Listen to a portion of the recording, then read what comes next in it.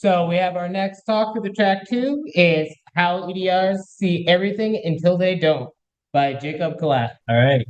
Hey, folks. Thanks for checking out my talk. A little about me. My name is Jacob Kalat. I graduated back in 2021 from the University of Hartford in computer engineering, and I've been working as a SOC analyst since. This is my first time giving a talk, so bear with me here. But this presentation is going to offer a quick but comprehensive look into the instrumentation points that Windows provides to endpoint detection and response products, or EDR. We'll explore how EDR solutions collect that telemetry and provide it to SOC analysts, and they rely on that daily, and examine the impact of when EDR tools instrumentation points are tampered or disabled. So some of the key topics are going to be AMSI, user mode hooks, ETW, the role of kernel drivers in telemetry collection, and WFP. And don't worry if some of these acronyms don't mean anything yet. We'll get into that later. And hopefully by the end of the talk, they will mean something. I mentioned WFP, but one of the things we're going to cover is how EDR tools implement important features like network containment, and how attackers may be able to bypass those mechanisms. So hopefully you'll gain a clear understanding of the mechanisms that EDR uses, and some of the implications of their compromise. And just a disclaimer before we start, everything we're going to talk about today is how EDR is implemented on Windows devices. So just a quick overview. We're going to cover, get some background, get everybody up to speed with how EDR works, and overview of some of those instrumentation points. Then we'll dive into the ones that we're going to discuss, and then eventually we'll wrap up. So if you don't know, EDR stands for Endpoint Detection and Response. Tools like SentinelOne, CrowdStrike, Microsoft Defender for Endpoint are the natural evolution of legacy antivirus. Like legacy antivirus, they do provide signature-based detection and file scanning, and this is great for known threats, but this doesn't cover you against anything novel. So where EDR comes out ahead of legacy AV is behavioral detection. So meaning the EDR tries to correlate several actions taken by a process and determine if those actions are something that malware. So the next question is, how is the EDR tool informed of the process behavior in the actions taken on the system? The EDR tool will collect telemetry from many different instrumentation points on Windows devices. And when I say instrumentation points, I'm just referring to the method that's used to collect telemetry. So the EDR tool that I used for this research had two-ish components that acted as sensors on the device. A user mode component, which consists of a Windows service, an AMSI DLL, and a user mode hooking DLL. And to my knowledge, that's all that. There might be some smaller components in the user mode, but the other component being the kernel mode drivers. There's a handful of them that are installed by the EDR that serve different purposes, but both the user mode and the kernel mode are vital to maintaining a high level of visibility onto the system. And by visibility, I'm just talking about the ability for the EDR tool to send that data to the third component, the cloud component. So that's where the EDR ships the telemetry off to for further analysis, correlation, and ultimately review by SOC analysts. So the visibility of the EDR is only as good as its ability to get those logs to the cloud component. So if you have no instrumentation points, or you can't send that data to the cloud, then we have no telemetry and ultimately no detections. So moving on into our first instrumentation point here, now that we have the baseline, we're moving into user mode hooks. So user mode hooking is at a high level a way for EDR to gain visibility into Windows API functions that a process is calling. They accomplish this by patching the address of select Windows API functions in process memory, so that when the function is called, the execution takes a detour through an EDR DLL. So now let's dig a little deeper. Here's what I found while digging through a EDR's patent for this capability and how they accomplish this.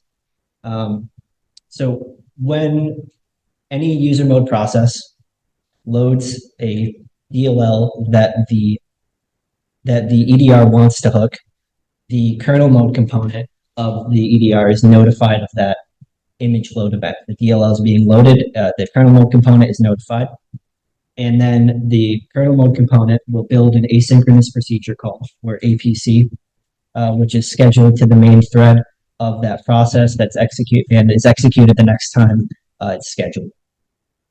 So that APC just loads the EDR's DLL component into the source process, and the component will patch the address of the important functions that it's interested in, which we'll get into in a minute, and ultimately hooking them. So malware is executing, it's calling that hooked function. When it's called, the execution is passed through a redirect function in the EDR binary only after being called in a trampoline function, which is a kind of a funny name for it. But the trampoline function is just located in the slack space of its instructions that are located in the slack space of the hooked process. And it just bounces the execution to the EDR's DLL's redirect function. So they receive that info about the hooked function call in the EDR DLL, and it processes that info and passes it to the kernel mode component, where the kernel mode component makes a determination on if that function call is suspicious in any way or if it needs to take any action. So if it doesn't need to block execution, it'll pass execution back up the stack to the original process and allow them to call that function, or they can take action against the process and not return execution back to it. So, so before diving into like a specific attack and what we might see, sorry, it's a little small there, but we can use this tool called Telemetry Sorcerer. That's the logo up there, that little guy. And we can use this to list out all of the DLLs that are, or all of the functions that are hooked by our EDR's DLL.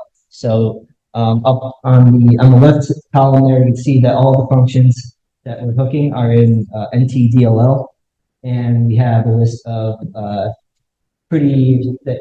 functions that are commonly abused by malware. So let's walk through an example of process hollowing and what the EDR might see when an attacker performs process hollowing. So the malicious process starts, and it tries to load NTDLL. The kernel mode component's notified of that image load event and injects the EDR hooking DLL into the process, and the functions that we see here are hooked. Then the malware starts the process hollowing, so it'll create a new child process in the suspended state. At this point, the EDR would get a notification of the new process starting at the kernel level. The malicious software would then call NT unmap view of section to unmap that process and essentially hollow out all of the original code from the process that was starting.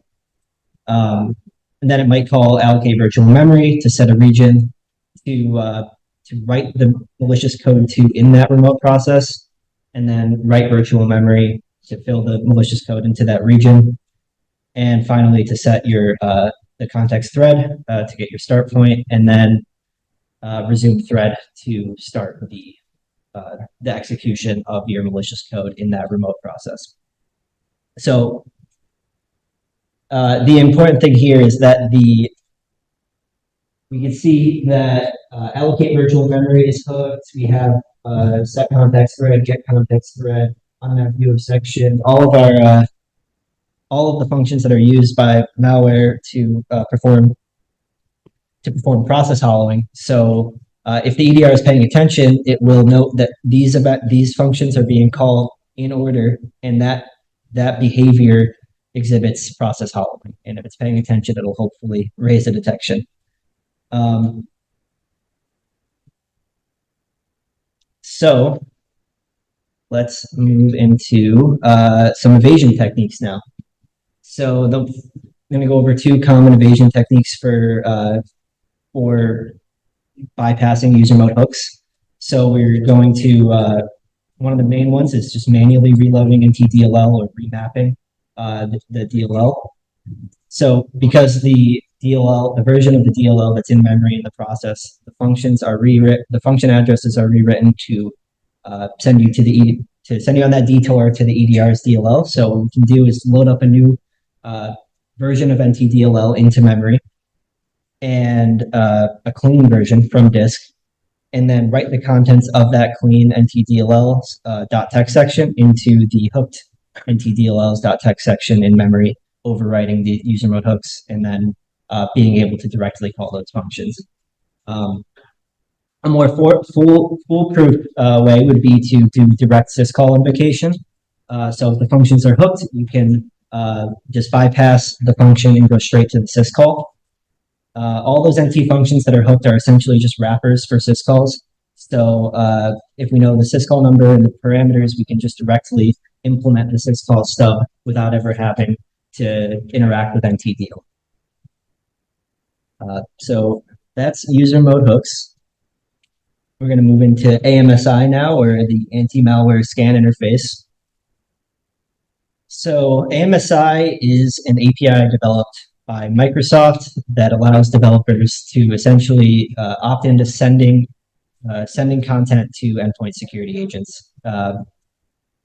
You can see that you will see that AMSI is commonly used by scripting engines like PowerShell or WScript, apps that work with untrusted memory buffers, or and apps that interact with non-portable executable code like docx files, PDF files.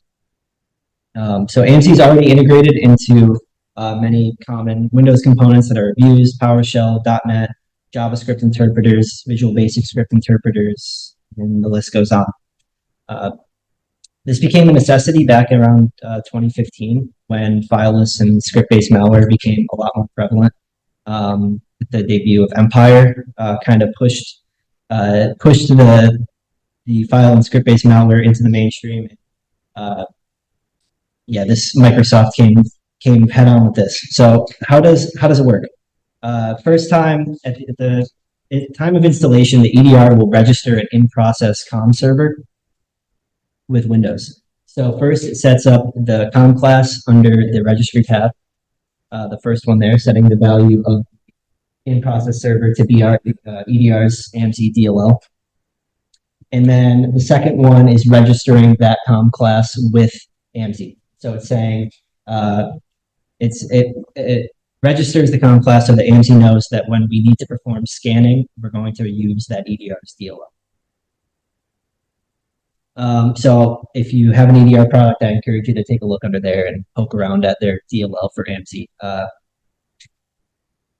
So the DLL is registered and it's going to be used with AMSI, but now how is it actually implemented by PowerShell or whatever scripting engine is being used? So when PowerShell starts, the system management automation DLL, which just provides the runtime environment for PowerShell, will initialize AMSI and check for any registered providers before executing any code. And then by default, PowerShell uses AMSI to capture and scan script content using functions implemented in AMSI.dll. So we'll see when execution of the PowerShell script starts that PowerShell will open an AMSI session using AMSI open session that's implemented in that AMSI DLL. And then that will just give AMSI the ability to correlate multiple scans. So if we're executing multiple scripts, we'll be able to see them in tandem.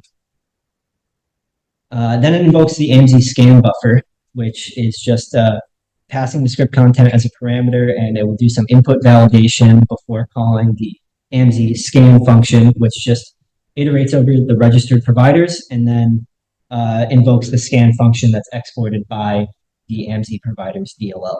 And at that point, the EDR tool can inspect the script contents and make a determination and send that back to AMSI, where the determination can just be known good, detected, not detected. So if you ever see like PowerShell scripts in your EDR telemetry, this is one place that they can come from. So starting to talk a little bit about evasion now. Something interesting that an EDR tool might do is it might actually hook some of those AMSI functions that are implemented in one of the AMSI libraries. So when I did some digging on mine, I found that they hooked a function called the AMSI utils function scan content, which actually this researcher, Matt Grover, in 2016 tweeted out this one-liner that was used to bypass AMSI. And all that did was it just set this AMSI init failed variable to true. And that ultimately just exited as soon as the AMSI init and called this scan content function. It would cause the scan to fail before even starting because it thinks it's not initialized. So what my EDR did was it hooked this function and it said when that function was called, it passed the execution off to the EDR DLL because it was hooked. And it said, is AMSI init failed true? I don't care, scan it anyway. And so that's just one way that an EDR kind of and attackers go head to head and have to develop against each other. As far as evasion techniques go, another one would be patching AMSI DLL functions, still really common. AMSI open session and AMSI scan buffer are the two examples of the most commonly patched functions. One common way to bypass AMSI is to patch the AMSI scan buffer to always return AMSI result clean. But because that's widely used, it's also widely signatured, and it would require a pretty decent amount of obfuscation to bypass a modern EDR. A newer common bypass for AMSI is the using a hardware breakpoint on the AMSI scan buffer function paired with a vectored exception handler to modify the parameters passed to the function. So, or to tamper with the result, determine the determination returned by the function. So you can also tamper with the scan buffer length. So if you can manage to inject a scan buffer length of 1, it will always return a clean result because it's a 1 byte long script. Or you could update the return value to 0 and you're getting a clean result after the scan and just return execution back to the caller. And now for a more interesting one, I actually have a little did a little work to show how disabling ETW, which is event tracing for Windows, how disabling some providers, you can see the direct impact on EDR traffic. So reeling back now, ETW is just a mechanism that Windows uses to log events that are raised by either a user mode application or a kernel mode driver. There's 3 main components, an ETW provider, a consumer, and a controller. The provider is just an application that emits events. So by default, Windows actually registers around 1,100 ETW providers, and there's a few up here that EDR is a little bit more interested in. So we have, being able to capture DNS traffic, SMB client, so your file share activity, .NET runtime, and WMI activity. And moving into controllers now, controllers are responsible for defining and ultimately controlling trace sessions in ETW, which just record the events that the providers collect and then send them off to the event consumers. So If your EDR product has a controller with an open trace session, you can use logman to see what the session name is, and then you can query on that session name to see what providers are enabled in that session. And I also recommend checking out Telemetry Sourcer. Again, it gives you a nice list and an ability to disable a provider or stop a session, so you can see how your telemetry is impacted. So now we know how ETW works, but what are the events that the EDR receives from ETW actually look like? So before we get into that, it's important to note that there's two ways to be able to read events from ETW as a consumer. It's either from a log file or in real time. Nearly every EDR tool is going to read them in real time. But for the sake of just showing this, I pulled up the log and event viewer to see what a log from the WMI activity provider looks like. So I pulled this up after I ran the command WMIC process list. And we can see that in the operation field, there's a query in there, select star from Win32 process. And so with this, the EDR will be able to gain some visibility into if there's sensitive WMI queries running on the device. So I did some testing to determine how removing the WMI provider as well as the .NET runtime provider impacted the EDR's ability to detect this enumeration technique. What I did was I set up a Havoc beacon, the C2 framework Havoc. I set up a beacon on my test machine, reflectively loaded Sharp WMI, which is just a module to run WMI queries. I reflectively loaded that into the beacon process and executed that same process enumeration query using Sharp WMI. And while the provider was enabled, I got two events. One for the Sharp WMI .NET module being reflectively loaded, and as well as an event from a suspicious WMI query being run. And then I reran the test after disabling the provider, and the EDR lost its visibility of those events. So this is the extent of the testing I did with ETW. There's a ton more providers to play with, so and it's really easy with the tool Telemetry Sourcer. So if you have the opportunity to, I encourage you all to go out and play with it. So that's ETW. Now we're gonna get a little bit lower level into the kernel now. So EDR products may have many kernel mode drivers that serve different purposes. Some may be responsible for providing detection and response capabilities to threats that may have compromised the boot process. Additionally, they can be used to implement device control, so blocking USB mass storage devices. But what we're going to focus on is the ability to collect telemetry in the kernel. So the Windows kernel provides a ton of telemetry to kernel drivers, and they're going to accomplish that using the notification callback routines and mini filter drivers. We're going to start off with the notification callback routines. These are functions that are implemented in the EDR's kernel driver and are registered with the kernel to be invoked when a system event occurs. So a few examples of notification callback routines that can be registered are here.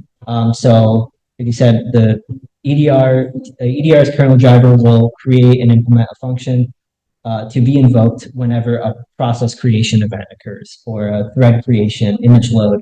That's what we actually talked about earlier, were those image load events and how they're used with the user mode hooking component. So that's what we're going to kind of zoom in on next. So first, the kernel driver registers the callback routine using the PS set load image notify routine, and passes in the address of the function that will be invoked when that event occurs. And the kernel driver also has to implement the callback routine, and with that, it'll be set up to receive an image name, process ID, and some info about the image, including signature, signing signing info, as well as virtual address, location, image size, stuff like that.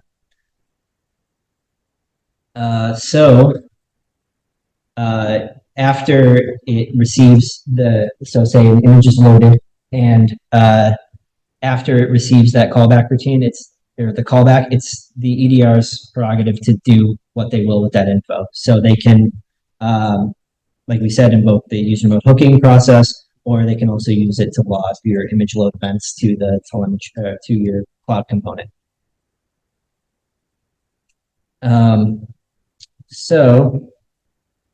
Again, if you run a telemetry source or a system, it'll give you a great view of your kernel mode callbacks that are registered by your EDR's kernel driver. And it also gives you a great button to suppress them. So that's what I did on a device that had my EDR product. I suppressed each callback one by one, and tested a default Havoc beacon payload, just default, fresh out of the box. And I noted before I suppressed them all of the events that came in, and then retested with the callbacks disabled. And as you would expect, when you disable the process create notification callback routine, your process creation events aren't going to be there. But I was also surprised to see that the process creation events in the telemetry were also suppressed or also disappeared when I suppressed the image load and thread create. So there are some dependencies between the different callbacks. Another noteworthy observation was when the image load and process create notifications routines were suppressed, no process was injected with the user mode hooking DLM component. So it does appear, after doing all this testing, that the highest bang for your buck routine to disable would be the process create routines, because not only did it just disable everything we just said, but it also suppressed the detection that was raised for that default beacon running, as well as any network events like DNS request logs and TCP connections, which I thought was interesting. I think it was because it didn't have a process to associate those events with, so it didn't know how to log them.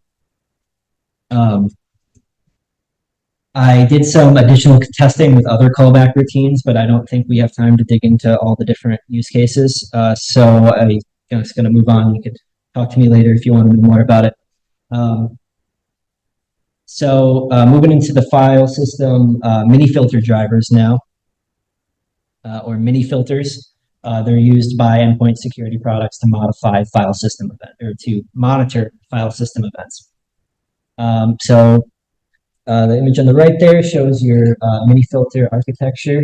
You have your IO manager as a main component, filter manager. You're down at the bottom there. You have your main, your EDR's mini filter driver. On the right, you have your file system driver. So when a request is made with a user to interact with a file, let's say, for example, creating a file, the request is passed through the IO manager, where the request is handled and handed off to the filter manager, where the filter manager will look for registered callback functions in each mini filter in order of descending order of altitude. And altitude is just a way that it's just a number that's defined when the mini filter is registered that specifies how important it is that it sees the callback first. There's two big altitude ranges used by EDR products. Here, most common is the antivirus range. And this is important because altitude is important to note because system can't load two mini filters with the same altitude. So Microsoft actually maintains a community list of filter altitudes for any mini filter provider. So like we just talked about the notification callback routines, mini filters also use callbacks. When registering a mini filter callback, the driver needs to specify the major function and if the callback will be invoked before or after the operation is completed. So that's pre or post operation. My EDR registers a lot of these major functions. likely uses them to log file system, name type, and interprocess communications, and to test what events are impacted. If these callbacks are suppressed, I decided to use the Lockbit 3.0 builder that was leaked back in 2022 to deploy ransomware on my test machine, one with the callback suppressed and one with not suppressed, and one with all of the callbacks suppressed to see what we missed. As you would expect, all of the file written delete events were nowhere to be seen.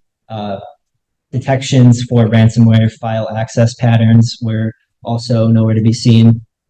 But there were some interesting findings as well that likely had dependencies on these callbacks, like detection for a handle being open to the LSAS process, an application event log being cleared, and weirdly enough, the process start events and DLL loads were also absent. So there's definitely a dependency between all of these mini filter and notification callback routines that if you pull one out, they all start to crumble. Last thing I'll say about in the kernel here is that it's a bit more difficult to be able to suppress these than the previous instrumentation points because of the security boundary between the user mode and the kernel. So you will need your code to be executing in kernel space. Most common way to do that is to exploit a vulnerable driver that's already installed or by bringing your own. But vulnerable drivers are super common. For example, millions of Dell PCs were shipped with a vulnerable driver dbutil from 2009 to 2021. And so if you have a older Dell PC, you probably have this driver on your device. But last bit about this is if you want to see how a vulnerable driver can actually be used to disable callbacks, check out this project, EDRs Sandblast.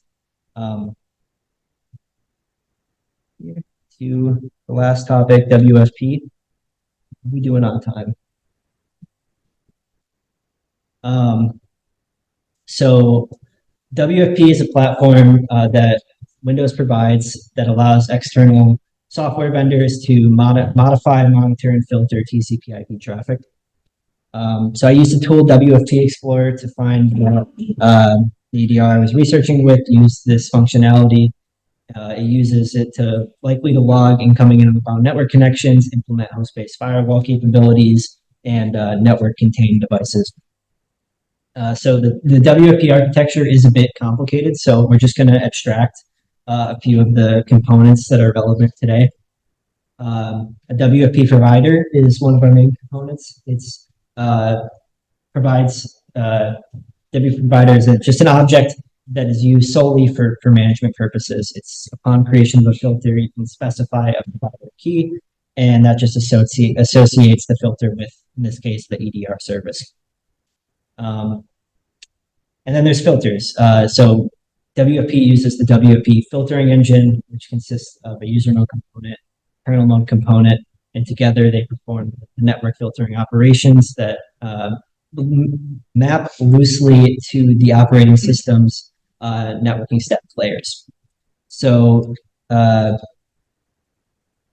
you can configure that the filtering by just in a user mode application or in a kernel mode application by just adding a WFP filter to the WFP filtering engine. When creating a filter, you just specify a weight. So how important is it to take that action, specify an action and a condition in which to take that action. So we're just going to talk about the permit and block actions today, but there's a couple more, but we won't get into those. So this is an example of a WFP filter created by my EDR product. This is the conditions tab. The other tab will show us that it was created with the action permit. And you see that the condition specifies the local port hex 7440, which is 29760 decimal, and the protocol TCP. So I actually just ran that stat and found that there was a connection with the local port 29760 coming from PID 4, which is the system process. And the remote IP appeared to be a IP address of my EDR products cloud component. So this was just an example of the EDR using a filter to ensure that another filter won't compete with the EDR's ability to send telemetry to the cloud component. So when a device is network contained, you'll see that the EDR product uses several very broad blocking filters. So, and those will be paired with permit filters to allow specific EDR IP addresses, as well as allow some specific services like DHCP. So this person, Netero 1010, actually wrote a tool 2 years ago called EDR Silencer that uses WFP to block network connections from user mode processes for EDR products. Essentially just blocking all of the telemetry coming from the EDR, but this didn't work on my EDR because the telemetry isn't sent to the cloud component from a user mode process, it's sent from the kernel driver. So a colleague and I ended up researching WFP and writing our own tool that uses the WFP API to block EDR telemetry by adding WFP block filters on dynamically resolved EDR domains. So that, along with two other features, the first being to remove blocking filters that are put in place by the EDR to essentially lift the containment if the device is network contained, and a third case where we essentially network contain the device, blocking all traffic except for traffic to our command and control IPs. We aren't going to go into this too much for the sake of time, but here's a quick look at how we were able to lift containment. And if you want more detail, you can check out my blog post linked in this slide, which I'll share out later. So this is a screenshot of WFP Explorer showing the block filters put in place by the EDR product when the device is contained. If we looked at the conditions, we'd see that they are applying those broad blocks across TCP, UDP, connect, receive, accept attempts for IPv4 and IPv6. So, and not pictured here are the filters that allow the telemetry. But I just did a simple test to make sure the device was network contained, also confirmed in the EDR portal, and the curl command that we tried did not work. And was not able to reach out to any network. And then we ran this tool that we wrote called WFP evasion that with the command lift containment, and this just loops over the block filters put in place by the EDR's WFP provider and attempts to delete them. In my case, my EDR didn't have these filters secured in any way, so with administrator privileges, I was able to just loop through them all and delete them with the basic WFP API provided by Windows. The terminal on the right just shows that after deleting the filters, we were able to get out to the internet again, and there weren't any detections for this. There wasn't any telemetry. Additionally, the device containment status remained contained in the EDR portal, but the changes worked indefinitely and persisted through a reboot. So we ended up reporting this to the EDR vendor, and they fixed the security of WFP filters recently. I know, boo, but the no longer allowing the removal or modification of their WFP filters, and they actually added an event number to their telemetry for suspected WFP tampering. I only tested this on one EDR product though, so if you have a different EDR product, I encourage you to test it out on yours. It's pretty simple to replicate. You just use the WFP API. It's pretty well documented, and just go ahead and remove your EDR's containment filters. Okay, so that's just about it for content we have today. But today we covered a bunch of instrumentation points that EDR uses to collect telemetry from Windows. Some that Windows provides in like user mode hooks, some that the EDR has to make for themselves. As we showed, there's plenty of ways to evade and tamper with EDR instrumentation capabilities. As I just demonstrated, the EDR didn't secure their WFP filters. So disabling critical capabilities like network containment that are important during incidents was as easy as deleting a filter with administrative privilege. So hopefully this talk inspired you to question your EDR's ability to protect itself and do your own research and verification of what they market to you. Future research opportunities, Microsoft announced in May that they're working with EDR vendors to provide the same level of telemetry that they're currently providing, but to move sensors out of the kernel. So I'm excited to see what comes there because there'll be new instrumentation points and ultimately new evasion techniques that we can play with. And I definitely recommend you check out Matt Hand's book, Evading EDR, if this content was interesting to you. I referenced it a lot when putting this content together. So, but yeah, that's all I got. Thanks, everyone.